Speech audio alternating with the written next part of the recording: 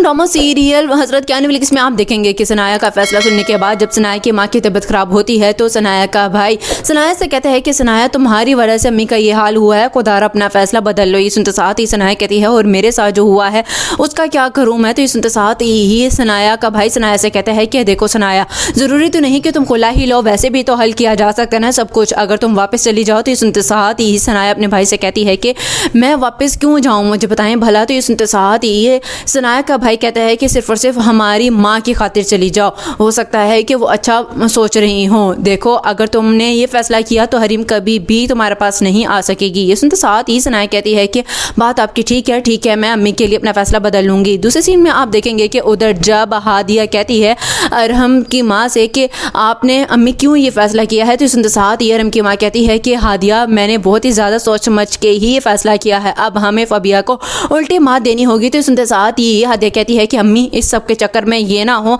कि अब वो अरहम के बच्चे की माँ बन जाए और हम खाली हाथ ही रह जाएंगे। सुनते साथ ही हादिया की माँ कहती है कि कैसे होगा ये सब, कुछ नहीं होगा, देखना मैं कैसे अरहम को अपने पास सुलाया करूँगी हरीम को लेके। ये सुनते साथ ही कहती है हादिया कि अम्मी ऐसा हरगिज़ नहीं होगा, अगर इस चीज़ की विनक ज़रा सी भी पड़ गई ना फबिया को तो देखिएगा वो क्या कहराम मचा देगी, एक अलग ही चाल चलेगी। लास्ट सीन में आप देखेंगे कि उधर जब फरहीन अपनी माँ से कहती है कि मेरा ख्याल है कि हमें जाकर मिलना चाहिए एक बार फबिया से। तो ये सुनते साथ ही फरहीन की माँ फरहीन से कहती है कि खबरदार जो तुमने नाम लिया फबिया का आया था उसका फ़ोन मैंने अटेंड करके उसे कह दिया है कि वो हमारे लिए मर चुकी है और हम उसके लिए। सुनते साथ ही फरहीन कहती है कि लेकिन नहीं, उसे बताना ही होगा कि जो कुछ उसने किया है ना उसका कितना ही ज़्यादा बड़ा गलत नतीजा निकला है। ये सुनते साथ ही फरहीन की माँ कहती है कि अगर तुम उससे मिलने गई तो फिर मैं तुम्हारे लिए भी मर जाऊंगी, दोबारा पलट कर ना आना। ये सुनते साथ ही फरहीन कहती है कि आप ऐसी बातें क्यों कर रही हैं, ब्लैकमेल कर रही हैं ना मुझे ताकि मैं फबिया से ना मिलूँ।